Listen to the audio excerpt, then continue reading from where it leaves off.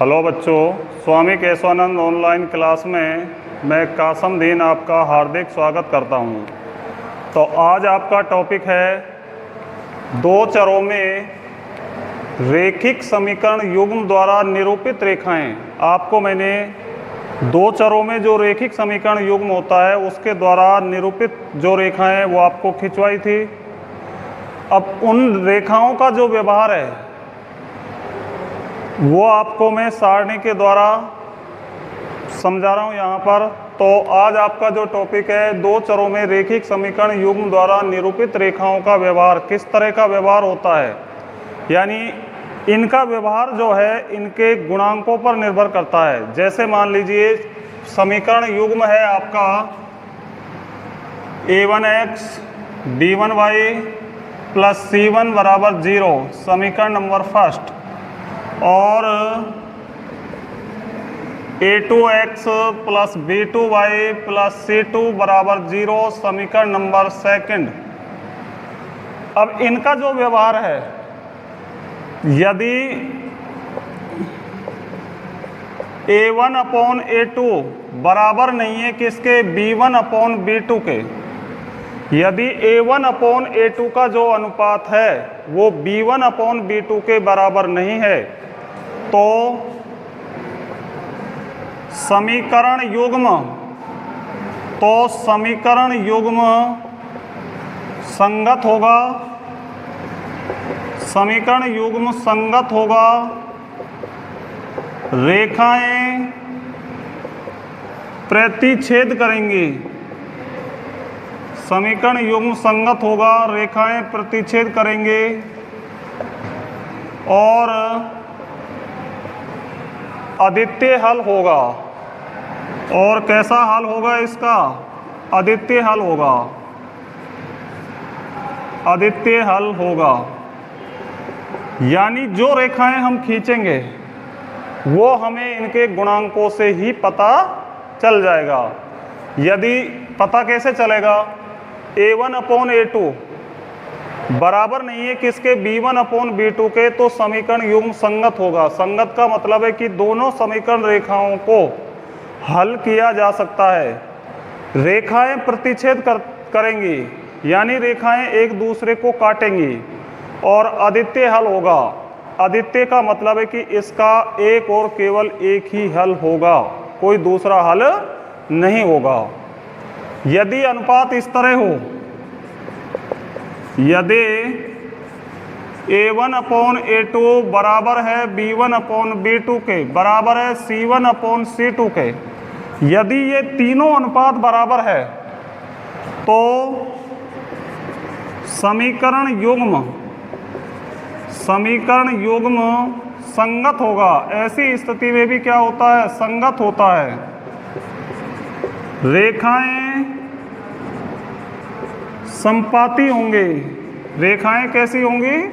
संपाती होंगे तथा अनंत हल विद्यमान होंगे। कैसे हल विद्यमान होंगे? अनंत हल विद्यमान होंगे। यानी यदि तीनों अनुपात बराबर है, a1 upon a2, b1 upon b2 और c1 अपॉन c2, यदि तीनों अनुपात बराबर है तो समीकरण युग्म ऐसी स्थिति में भी संगत होता है। रेखाएं संपाती होती है। संपाती का मतलब है कि एक रेखा दूसरी रेखा के ऊपर ही आती है। यानी ये स्थिति कब पैदा होती है? जब दोनों समीकरण समान होती है। दोनों समीकरण कैसी होती है? समान होती है तथा अनंत हल विद्यमान होंगे और हलों की कोई गिनती नहीं है, अपरिमित रूप से अनेक हल इसके विद्यमान होंगे। और एक तीसरी स्थिति और है, यदि a1 अपॉन a2 बराबर है b1 अपॉन b2 के, लेकिन c1 अपॉन c2 के बराबर नहीं है। a1 अपॉन a2 किसके बराबर है? b1 अपॉन b2 के बराबर है, परंतु c1 अपॉन c2 के बराबर नहीं है। तो समीकरण युग्म असंगत होगा। ऐसी स्थिति में समीकरण युग्म असंगत होगा। रेखाएं समांतर होंगे। रेखाएं कैसी होंगे? समांतर होंगे तथा कोई हल विद्यमान नहीं होगा। कोई हल विद्यमान नहीं होगा। ऐसी स्थिति में कोई हल विद्यमान नहीं होगा। यदि A1/A2 बराबर है B1/B2 के, परंतु C1/C2 के बराबर नहीं है, तो ऐसी स्थिति में समीकरण युग्म का कोई हल नहीं होगा। रेखाएं समांतर आएंगे। तो इस तरह से जो दो चरों में रेखिक समीकरण युग्म होता है, उसके द्वारा जो रेखाएं हम खींचते हैं, उनका जो व्यवहार है वो इस तरह से प्रकट करती है। ठीक है। हाँ तो बच्चों, सेकंड सवाल है आपका प्रश्नावली 3.2 का। अनुपातों A1/A2, B1/B2 और C1/C2 की तुलना कर बताइए कि निम्न रेखिक समीकरण युग्म के द्वारा निरूपित रेखाएं एक बिंदु पर प्रतिच्छेद करती है, या समपाती है, या समांतर है। तो इनके बारे में हमें बताना है। तो ध्यान दीजिए, दूसरे का जो पहला सवाल है, समीकरण है आपकी 5x - 4y + 8 = 0 और 7x + 6y - 9 = 0। तो ध्यान दीजिए, यहाँ A1 का मान क्या है? पहली समीकरण में जो x का गुणांक है 5, B1 का मान क्या है? y का गुणांक -4 और C1 का मान क्या है? 8।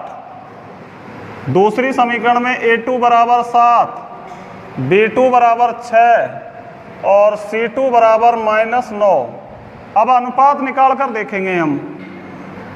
A1/A2 5/7, B1/B2 -4/6, यानी 2 से कट जाएंगे -2/3। तो यहाँ पर हम देख रहे हैं कि दोनों अनुपात जो है वो बराबर नहीं है, चूंकि A1/A2 बराबर नहीं है B1/B2 के। और जब ये अनुपात बराबर नहीं होता है तो दोनों रेखाएं कैसी होती है? एक बिंदु पर प्रतिच्छेद करती है। इसलिए निरूपित रेखाएं एक बिंदु पर प्रतिच्छेद करेंगे। एक बिंदु पर प्रतिच्छेद करेंगे। इसी तरह से आपको सेकंड सवाल हल करना है। तो यहाँ देखिए, डायरेक्ट मैं अब निकलवा रहा हूँ अनुपात। A1/A2 9 A1 है और 18 A2 है, तो 9/18 1/2। B1/B2 3/6, क्या आ रहा है अनुपात? 1/2। C1/C2 12/24, ये भी कितना आ रहा है? 1/2। यानी हम क्या देख रहे हैं? तीनों अनुपात जो है वो बराबर आ रहे हैं। और जब तीनों अनुपात बराबर होते हैं तो दोनों रेखाएं कैसी होती है? समपाती होती है। चूंकि A1/A2 बराबर B1/B2 बराबर C1/C2, इसलिए निरूपित रेखाएं किस तरह की होंगे? समपाती होंगी। निरूपित रेखाएं कैसी होंगी? समपाती होंगे। और इसी तरह से बच्चों आपको इसका तीसरा सवाल जो है हल करना है। इसके बाद देखिए तीसरा सवाल। तीसरा जो सवाल है, A1/A2, B1/B2 और C1/C2 की तुलना कर बताइए कि निम्न रेखिक समीकरण युग्म जो है वो संगत है या असंगत है। यानी A1/A2, B1/B2 की तुलना करके हमें ये बताना है कि निम्न रेखिक समीकरण युग्म संगत है या असंगत है। तो जिस तरह से मैंने आपको सेकंड सवाल हल करवाया उसी तरह से आपको इसका हल निकालना है। तो देखिए समीकरण तीसरे का पहला सवाल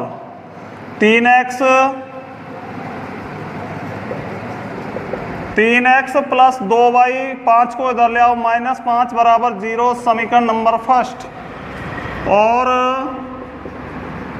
2x माइनस 3y प्लस 7 बराबर 0, 7 बराबर 0 समीकरण नंबर सेकंड। यहाँ से तुलना कीजिए, यहाँ देखिए a1 upon a2 3/2, b1 upon b2 b1 upon b2 2/-3 और c1 अपॉन c2 -5/7। तो a1 अपॉन a2 और b1 अपॉन b2 जो अनुपात है वो बराबर नहीं है। चूंकि a1 अपॉन a2 बराबर नहीं है किसके, b1 अपॉन b2 के, इसलिए समीकरण युग्म संगत होगा। समीकरण युग्म कैसा होगा, संगत होगा। तो मैंने आपको व्यवहार में बताया था कि यदि a1 अपॉन a2 बराबर नहीं है b1 अपॉन b2 के, तो समीकरण युग्म कैसा होता है, संगत होता है। इसके बाद देखिए सेकंड सवाल, चूंकि 2x माइनस 3y माइनस 8 बराबर 0 समीकरण नंबर फर्स्ट, और 4x माइनस 6y माइनस 9 बराबर 0 समीकरण नंबर सेकंड। तो यहाँ से देखिए a1 अपॉन a2 निकालिए अनुपात 2/4, 1/2, b1 अपॉन b2 -3/-6, 1/2, और c1 अपॉन c2 -8/9, माइनस से माइनस कट गया तो अनुपात आ गया 8/9। अब आप देखिए a1 अपॉन a2 और b1 अपॉन b2 तो बराबर अनुपात है, लेकिन किसके बराबर नहीं है, c1 अपॉन c2 के बराबर नहीं है। चूंकि a1 अपॉन a2 बराबर है b1 अपॉन b2 के, लेकिन c1 अपॉन c2 के बराबर नहीं है, इसलिए समीकरण युग्म ऐसी स्थिति में कैसा होता है, असंगत होता है। तो समीकरण युग्म कैसा होगा, असंगत होगा। समीकरण युग्म कैसा होगा, असंगत होगा, असंगत होगा। अतः समीकरण युग्म कैसा होगा, असंगत होगा। तो इस तरह से आपको तीसरा सवाल जो है उसके 2 सवाल मैंने आपको हल करके बता दिए। इसके जो बाकी शेष सवाल बच रहे 2-3 सवाल और है वो आपको हल करने, और इसी तरह से आपको संगत और असंगत के बारे में बताना है, ठीक है। हाँ तो बच्चों चौथा सवाल है आपका, निम्नरेखिक समीकरण युग्म में से कौन कौन से युग्म संगत है या असंगत है। निम्नरेखिक समीकरण युग्म में से कौन कौन से युग्म संगत है और कौन कौन से असंगत है, और यदि संगत है तो उसका ग्राफीय विधि से हल ज्ञात कीजिए, और यदि असंगत है तो उसका कोई हल नहीं निकालना। जो असंगत है उसका कोई हल नहीं होता है। तो ध्यान दीजिए चौथे सवाल का पहला सवाल, x प्लस वाई बराबर 5 और 2x प्लस 2y बराबर 10। चूँकि x प्लस वाई 5 को इधर पक्षांतरण कर लो, -5 बराबर 0 समीकरण नंबर फर्स्ट, और 2x प्लस 2y और 10 को इधर ले आओ, -10 बराबर 0 समीकरण नंबर सेकंड। यहाँ अब अनुपातों के बारे में देखेंगे। सबसे पहले संगत है का असंगत है। तो यहाँ a1 अपॉन a2 बराबर 1/2, b1 अपॉन b2 बराबर 1/2 और c1 अपॉन c2 बराबर -5/-10, ये भी 1/2 आ रहा है। तीनों अनुपात कैसे आ रहे हैं, बराबर आ रहे हैं। तो समीकरण युग्म कैसा होगा, संगत होगा। कैसा होगा, संगत होगा। चूंकि a1 अपॉन a2 बराबर b1 अपॉन b2 बराबर c1 अपॉन c2 बराबर 1/2, इसलिए समीकरण युग्म संगत होगा। कैसा होगा? संगत होगा। समीकरण युग्म कैसा होगा? संगत होगा। और अब संगत है तो हमें इसका ग्राफीय विधि से हल ज्ञात करना है। तो ग्राफीय विधि से हम इसका हल ज्ञात करेंगे। तो ध्यान दीजिए, समीकरण 1 से तो समीकरण 1 क्या है? x + y - 5 = 0। 5 को इधर ले जाओ, या y = 5 - x। अब दो मान निकाल लो। पहला मान x = 1 रखने पर, चाहे इस तरह मान रख दो, x = 0 रखने पर, तो y बराबर क्या आ जाएगा? 5 - 0 = 5। दूसरा मान रख दो, x बराबर 0 रख दिया और रख दो बीच में 3 रखने पर, तो y बराबर आ जाएगा 5 - 3 = 2। और रख दो एक मान और, x बराबर 5 रखने पर, तो y बराबर 5 - 5 = 0। तो आपकी सारणी क्या बन जाएगी? तो सारणी बन गई आपके, जिस तरह से आपको मैंने पिछली वीडियो में बताया था उसी तरह से आपको हल ज्ञात करना है। x y, आपने मान रखा x का 0 तो y का क्या आ गया? 5। आपने x का मान रखा 3 तो y का क्या आ गया? 2। आपने x का मान रखा 5 तो y का मान क्या आ गया? 0 आ गया। अब हम इसी तरह से मान निकालेंगे समीकरण सेकंड से। तो समीकरण सेकंड क्या है? 2x + 2y = 10, या 2y = 10 - 2x, या y = 10 - 2x बटा 2। अब मान रखिए, x का मान लेते हम रख देते 1 रखने पर, तो y का मान क्या आ जाएगा? 10 - 2 × 1 बटा 2। 10 में से 2 घटाएंगे तो 8 बचेंगे, 8 बटा 2 = 4। दूसरा मान हमने रख दिया x बराबर 2 रखने पर, तो x का मान 2 रख दिया तो y का आ जाएगा 10 - 2 × 2 बटे 2। 10 में से 4 घटाओ, 6 बटा 2 = 3। तीसरा मान रख दिया हमने x बराबर 5 रखने पर, तो y बराबर 10 - 2 × 5 बटे 2 बराबर 0 बटा 2 बराबर 0। तो इसके लिए जो सारणी बनेगी वो इस तरह से बन जाएगी, x y। यहाँ देखिए x बराबर 1 रखा तो y बराबर कितना आया? 4। x बराबर 2 रखा तो y बराबर 3। x बराबर 5 रखा तो y बराबर 0। अब हम देखें वास्तव में तो दोनों जो समीकरण है वो समान है। अगर इसमें 2 का भाग दे दिया जाए तो x + y बराबर क्या आएगा? 5 आएगा। तो दोनों समीकरण कैसी है? समान है। इनके द्वारा जो रेखाएं आप निरूपित करोगे, जो ग्राफ खींचोगे, वो रेखाएं कैसी आएंगी? संपाती आएंगी, क्योंकि दोनों समीकरण एक जैसी है तो रेखाएं भी एक जैसी ही आएंगी।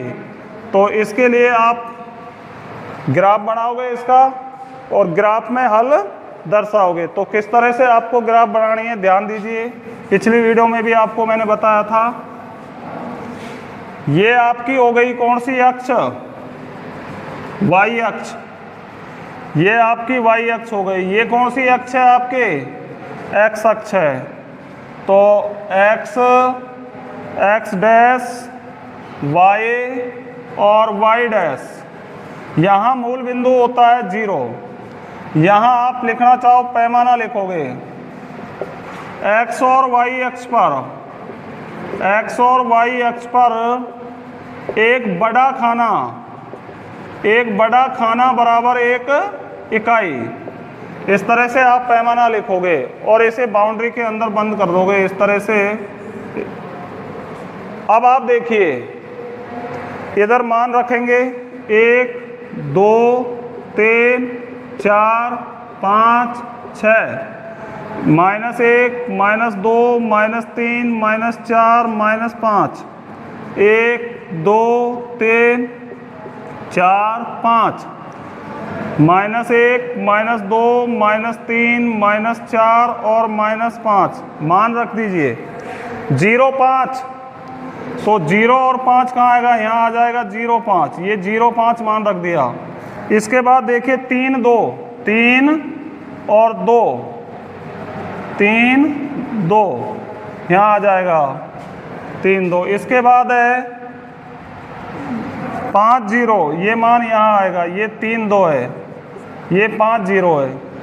तो तीनों को मिलाते हुए हम क्या खींचेंगे, एक रेखा खींचेंगे। इस तरह से आप रेखा खींच दोगे। ये तो पहली समीकरण की रेखा हो गई। अब देखिए दूसरी समीकरण, 1, 4, 1 और इसकी सीध में जाओ 4 पर, तो ये इसी लाइन पर आएगा, ये मान 1, 4 यहीं आएगा। इसके बाद देखिए 2, 3, 2 और 3 की सीध में जाएंगे तो ये मान भी इसी रेखा पर आएगा, ये 2, 3 हो गया। और 5, 0, 5, 0 यहीं आएगा। तो ये किसकी समीकरण है, x + y = 5 की। तो इस तरह से रेखाएं संपाती होंगे और इसका जो हल हो जाएगा, कैसा हल आएगा इसका, अनंत हल आएंगे। कोई गिनती नहीं है हलों की, जितना आप निकालना चाहो उतने हल निकल सकते हैं। क्योंकि दोनों रेखाएं संपाती है, दोनों रेखाएं संपाती है, इसलिए इसके अनंत हल विद्यमान होंगे, अनंत हल विद्यमान होंगे। कैसे हल विद्यमान होंगे, अनंत हल विद्यमान होंगे। तो दोनों रेखाएं कैसी आ रही है, आपकी संपाती आ रही है, इसलिए इसके कैसा हल विद्यमान है, अनंत हल विद्यमान है। इसके बाद देखिए सेकंड सवाल, x - y बराबर 8, x - y बराबर कितना है 8 और 3x - 3y बराबर 10। तो हम इसका निकाल कर देखेंगे। अब अनुपात निकाल लो यहाँ, चूंकि x - y 8 को इधर ले आओ, -8 बराबर 0 समीकरण नंबर फर्स्ट, और 3x - 3y - 10 बराबर 0 समीकरण नंबर सेकंड। अनुपात निकाल कर देखो, A1/A2 बराबर 1/3, B1/B2 बराबर -1/-3, माइनस से माइनस कट गया और अनुपात क्या आ गया, 1/3। और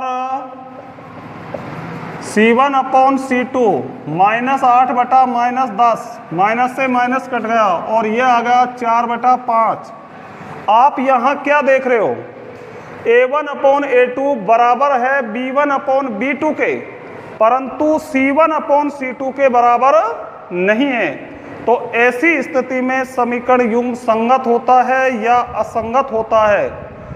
तो बच्चों कैसा होता है, असंगत होता है। ऐसी स्थिति में समीकरण युग्म क्या होता है, असंगत होता है। चूंकि A1/A2 बराबर है B1/B2 के, परंतु C1/C2 के बराबर नहीं है। अतः समीकरण